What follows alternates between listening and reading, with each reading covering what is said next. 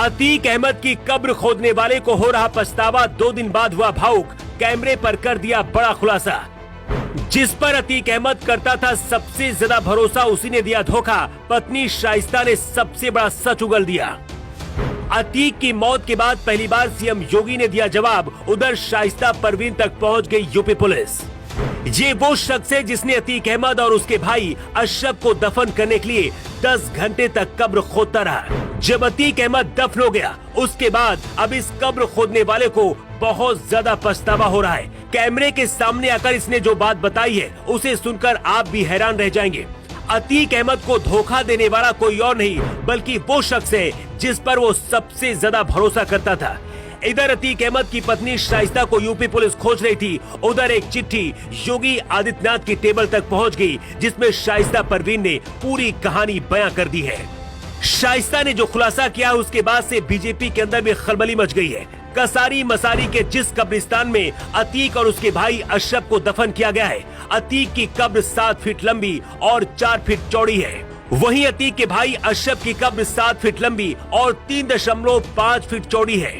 अतीक अहमद को बेटे असद के बगल में ही दफनाया गया है।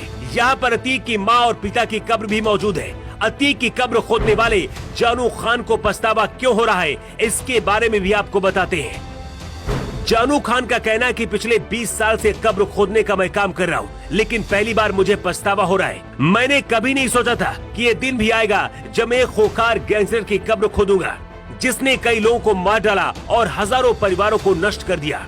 ये भावना अपने आप में ही मार देती है मुझे, क्योंकि मैं कभी भी इस तरह के खूंखार गैंगस्टर की कब्र नहीं खोदना चाहता था, लेकिन अपने पेशे के कारण मुझे करना पड़ा। अतीक अहमद के साथ गद्दारी करने वाला कोई और नहीं, बल्कि उसका राइट हैंड कहा जाने वाला गुड्डू मुस्लिम ही है। दावा किया जा रहा है कि गुड्डू मुस्लिम ने ही असद की भी रेकी कराई थी, लेकिन अतीक का वफादार गुड्डू मुस्लिम दगाबाज कैसे बन गया, इसकी वजह आपको बताते हैं। अतीक अपने बेटे असद को बचाने के लिए गुड्डू मुस्लिम के कई राज पुलिस को बता चुका था। ये बात जब गुड्डू मुस्लिम को पता चली तो वो भी आग बबूला हो गया। इसके बाद गुड्डू मुस्लिम ने खुद को बचाने के लिए अतीक अहमद के खिलाफ ही चक्रव्यूह रचना शुरू कर दिया। असद के एनकाउंटर से पहले गुड्डू मुस्लिम झांसी पहुंचा था। इसके बाद अतीक की हत्या होने के बाद गुड्डू मुस्लिम ने 15 तारीख को अपना फोन ऑन किया था, जिसकी लास्ट लोकेशन कर्नाटक मिली थी। मौत से 2 सेकंड पहले अशरफ भी गुड्डू मुस्लिम के बारे में कुछ बताना चाहता था, लेकिन उसी वक्त उसे धुआं कर दिया गया। उधर गुड्डू मुस्लिम को पकड़ने के लिए एक टीम दक्षिण भारत में घूम रही है। इसी बीच पता चला है कि शाइस्ता परवीन कहीं और नहीं, बल्कि प्रयागराज में ही छुपी हुई है। यूपी पुलिस और एटीएस की कोशिश है कि किसी भी हालत में शाइस्ता प्रयागराज से भागने न पाए। अगले 24 घंटे के अंदर शाइस्ता परवीन पकड़ी जा सकती है या फिर एनकाउंटर भी हो सकता है। लेकिन इसी बीच अतीक की मौत के बाद पहली बार सीएम योगी आदित्यनाथ का बयान आया है। लखनऊ में एक कार्यक्रम के दौरान योगी आदित्यनाथ ने कहा है कि अब कोई भी माफिया किसी को डरा नहीं सकता है। सीएम योगी ने कहा कि 2017 से लेकर 2023 तक एक भी दंगा यूपी में नहीं हुआ है, एक भी बार कर्फ्यू यूपी में नहीं लगा है। अब कोई माफिया या फिर अपराधी किसी को फोन से डरा धमका नहीं सकता है। योगी के इस बयान से माफिया और अपराधी और भी ज्यादा खौफ में आ गए हैं।